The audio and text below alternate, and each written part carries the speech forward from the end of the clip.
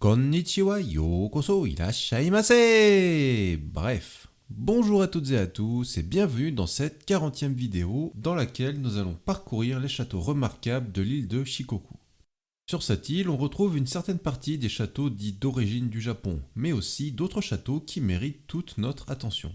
Pour ce qui est des 12 châteaux dits d'origine, j'ai consacré une vidéo dessus, mais je rappelle rapidement que ce sont les châteaux qui possèdent toujours leur Tenchu, donc leur donjon principal, d'origine en l'état depuis 1868. Et il se trouve que 4 d'entre eux, donc le tiers, se trouvent sur l'île de Shikoku. Il s'agit des châteaux de Marugame, d'Iyo Matsuyama, d'Uwajima et de Kochi.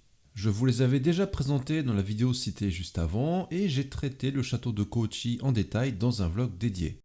Mais j'aimerais rappeler leurs caractéristiques qui font d'eux des lieux assez spéciaux, voire parfois uniques. Pour commencer, le château de Kochi est le seul du Japon à avoir autant de bâtiments différents d'origine comme le Tenchu, le Goten, donc le palais de résidence, des portes et des tourelles Yagura et même des murs en terre. Il y en a moins en nombre qu'à Himeji évidemment, mais ce dernier ne possède plus son palais de résidence. Le château de Kochi est aussi un exemple unique de Tenchu qui vient avec son Goten directement connecté. On notera que le Tenchu n'est pas sur un socle en pierre dédié, ce qui est aussi très rare. Et c'est aussi un très bel exemple des anciens donjons dits de style Boro-gata. J'ai déjà traité ce terme dans une vidéo dédiée sur le sujet, je vous mets un lien en description. Maintenant, le château d'Iyo Matsuyama, bien que moderne, possède une enceinte de résidence au pied de sa colline, ce qui rappelle les châteaux médiévaux plus anciens. Ce château a de particulier que c'est le plus récent des 12 d'origine, car sa dernière reconstruction date de 1852, donc peu avant la révolution Meiji. La forme carrée formée par la connexion entre le Tenchu, le petit Tenchu et les Yagura connectantes se nomme l'Enritsushiki et est le seul restant d'origine avec celui de Himeji évidemment. Et il a de particulier que c'est peut-être mon château préféré au passage. Mais bon, ça, ce n'est que mon avis. Ensuite, le château de Marugame se trouve au sommet d'une magnifique colline qui a été divisée en 3 paliers par d'imposants ishigaki. Ce spectacle est impressionnant et est unique à ce château. Le donjon principal, qui est en fait une tourette de 3 étages, est la plus petite parmi les châteaux d'origine. Ce château est le plus facile d'accès depuis la gare d'Okayama, donc je vous encourage à aller le visiter si vous passez dans les parages. Et en quatrième, on retrouve au château d'Uwajima une tourette de 3 étages assez petite, d'environ 15 mètres de hauteur. Il a une apparence de grande classe avec de nombreux pignons qu'on nomme hafu en japonais. C'est un très bon représentant du style moderne des Tenchu, dit Soto-gata, donc de type tour. Ce Tenchu, rénové en 1666, donc pendant une période de paix, propose une table de cérémonie pour les visiteurs à l'entrée et des portes coulissantes en papier. Cela montre bien qu'il a été fait dans une idée d'accueil des visiteurs plutôt que de défense. Mais en dehors de ces 4 sites, il existe d'autres châteaux sur Shikoku qui sont aussi des sites intéressants. On notera notamment les châteaux de Takamatsu, d'Imabari, de Tokushima et de Oozu. Même s'ils ne possèdent plus leur Tenchu d'origine, on retrouve quand même, pour certains d'entre eux, des bâtiments d'origine comme des portes ou des tourettes Yagura, ce qui en font des sites nationaux importants. Pour commencer, le château de Tokushima, bien que moderne, possède une enceinte de résidence au pied de sa colline, ce qui rappelle les châteaux médiévaux. Il ne possède plus de bâtiments d'origine, mais son jardin date bien de la période Edo. Aussi, les ishigaki restent bien conservés en nombre et montrent bien la configuration du château à l'époque. Le château d'Imabari est un des rares châteaux maritimes du Japon. Rien que cela en fait un lieu très spécial malgré le fait que ces bâtiments soient tous des reconstructions des années 80-90. Notamment, le Tenchu n'a rien à voir avec celui d'origine qui est en fait refait en béton. C'est même le château de Kameyama, situé à l'ouest de Kyoto, qui a servi de modèle pour cette reconstruction en se basant sur une photo de 1872.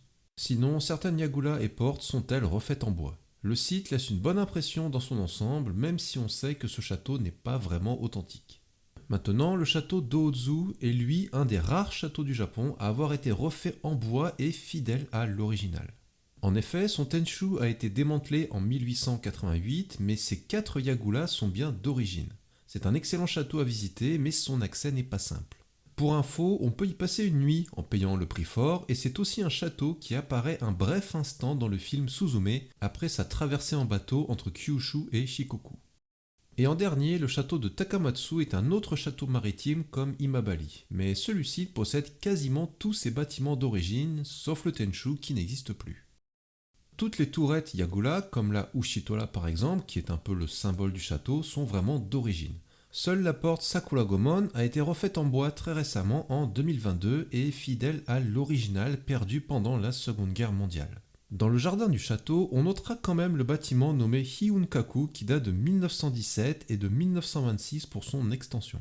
Donc il n'est pas considéré comme d'origine, mais il a quand même un bon siècle et a survécu au bombardement de la guerre. Voilà pour les châteaux, passons un petit peu à l'histoire globale des châteaux sur Shikoku.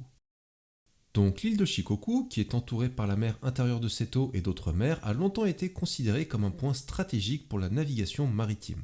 C'est pourquoi de nombreux châteaux y ont été construits pendant la période moderne des châteaux, entre la fin du XVIe siècle et le début du XVIIe. Et comme il y a eu moins de bombardements qu'ailleurs pendant la Seconde Guerre mondiale, cela explique pourquoi on retrouve beaucoup de bâtiments d'origine sur un espace réduit comparé à la taille du Japon. Ces divers châteaux ont été construits par des seigneurs féodaux qui venaient d'autres régions du Japon. La période où ils ont construit les premiers châteaux modernes à Shikoku peut être grossièrement divisée en 3 périodes. Tout d'abord, avant 1600, lors du règne de Toyotomi Hideyoshi. C'est lui qui a fait venir les daimyo de l'île principale de Honshu pour faire construire les premiers châteaux modernes que sont Takamatsu, Tokushima et Uwajima. Ils ont donc apporté la technologie avancée des châteaux modernes sur l'île avec des murs en pierre, les douves humides et les tenshu.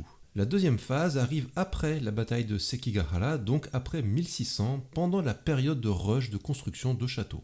Suite à la victoire de Tokugawa Ieyasu lors de cette fameuse bataille de Sekigahara, les daimyo influents de la bataille ont pu obtenir des territoires sur Shikoku et firent ainsi construire les châteaux d'Io Matsuyama, d'Imabari, de Kouchi et la reconstruction du château d'Ōzu. La troisième phase se passe après l'ordre d'un château par province, le Ikoku Ichijorei de 1615, et pendant cette période, la construction, l'extension et la rénovation de châteaux étaient officiellement interdites.